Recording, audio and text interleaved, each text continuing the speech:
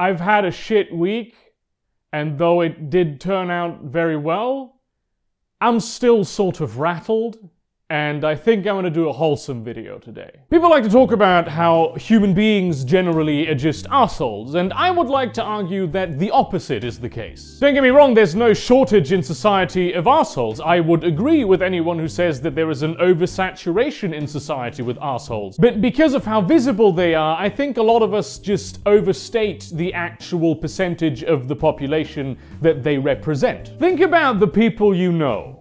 How many of them are actually assholes? And do think about this considering that assholedom is a spectrum. There are people who will sometimes behave like assholes, but you will affectionately refer to them as assholes. They may be dicks sometimes, but at their core they're still good people who care about their friends and family. They hurt others sometimes, but they never do so maliciously. I am called an asshole sometimes, but I am also called a sweet man. Like any other person in the world, I am a complex character with distinct virtues and flaws. I'm a bit of a hothead. I get way too angry, way too fast, and it can be pretty easy to set me off. But I'm also very quick to cool down again, and I rarely project my anger onto anything but the source of my anger. So if I'm just fucking murdering my stress relief thing because I'm shouting at the computer, because of some minor inconvenience really that I am experiencing, and you talk to me, chances are I will, even though I'll still be doing this,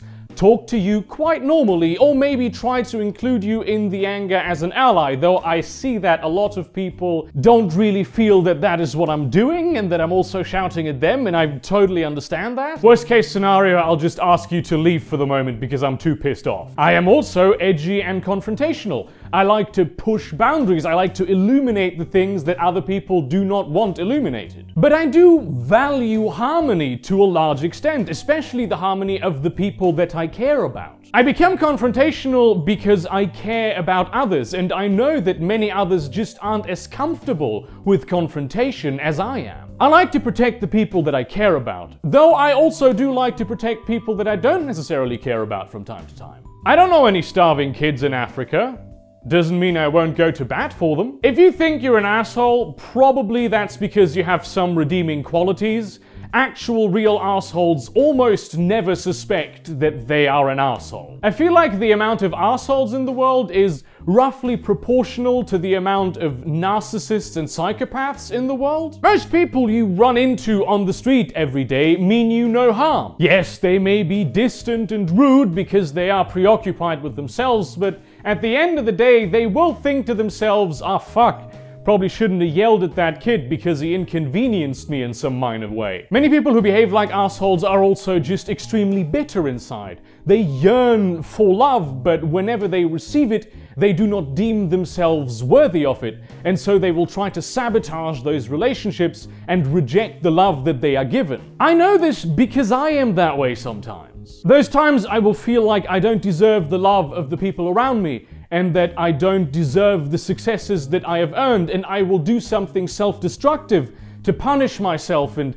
sabotage what I have gained and what people give me because I just feel like I'm stealing it from them. And my close friends and loved ones will usually see through that and then give me more love, because that's just how people are. If you're injured on the streets, if you obviously need help with something, chances are someone will either ask you if you need help, or if you ask someone if they can help you, they will do it. Yes, there is such a thing as crowd dispersion of responsibility, but it only takes one person that doesn't fall into that. And the bigger the crowd, the more likely it is that you will have that one person in that crowd and you will be helped. Not only was the infamous bystander effect never scientifically reproduced, it was never even demonstrated to be a thing in the first place. That case that you all know about where, oh god, she was raped and murdered on the street and everybody knew,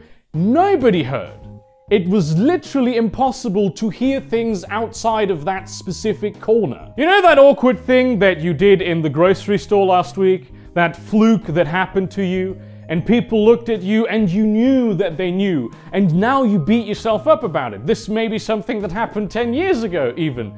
You're lying in the bed at night and you can't think about the thing. Meanwhile, those people will probably either have forgotten about it entirely, or maybe think to themselves, ooh, I've been in such a situation. That was really not nice. I hope that kid is okay, because this happens to all of us. It's just a normal human thing. It's true that we do look at these fucked up videos of people getting hurt on the internet, and we are to a degree disassociated from the thing that we're seeing, because we're not actually seeing the real thing happening in real time. If that were the case, a lot of us would go and help. And we might laugh still. We still might laugh because it's funny what happened. But we will also help. Have you ever been to like a dark comedy gig and the comedian did a really fucked up joke and everyone went, oh, Jesus. That's people laughing at the joke because of how horrible it is. That's people being decent. I support people's ability to make rape jokes.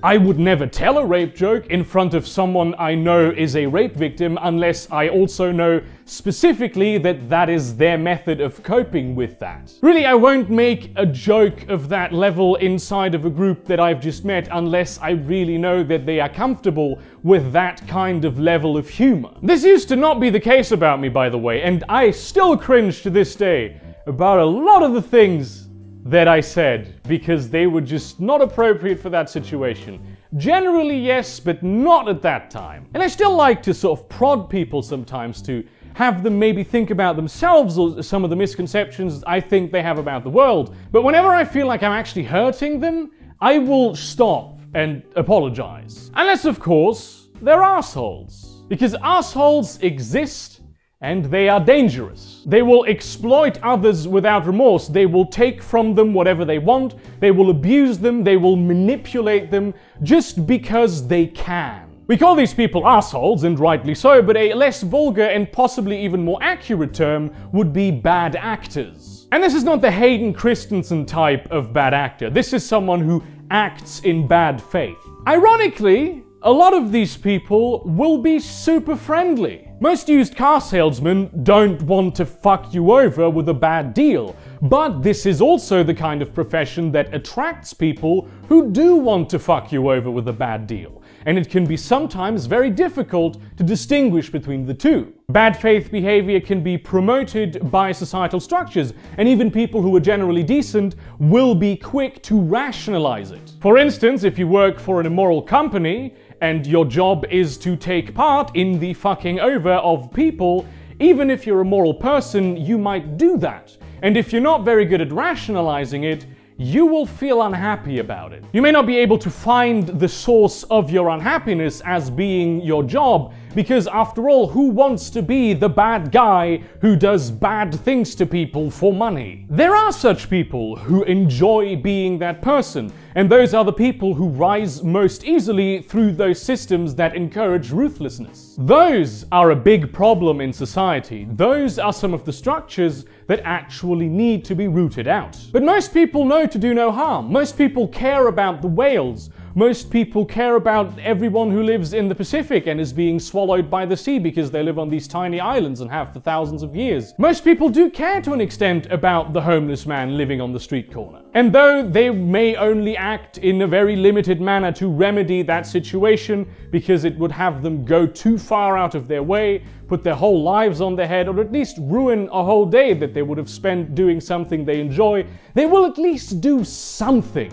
One good deed a day. And that is why most people are decent. They're not heroes. Heroes exist, but most people are not heroes. They're also not assholes. They're just decent people. Thank you very much for watching this video, and thank you very much for being decent people. My community, I know, is one of the best that there is. Like, comment, subscribe, share this to your relevant communities, but do not spam them. Consider supporting me on Patreon, follow me on Twitter, and in that spirit, go out and do some good today. Call your nan, or call your mother, or call your dad. Tell them that you love them, or go to the homeless person at the street corner. Give him a buck, give him a sandwich, do whatever. And see you around, cunts.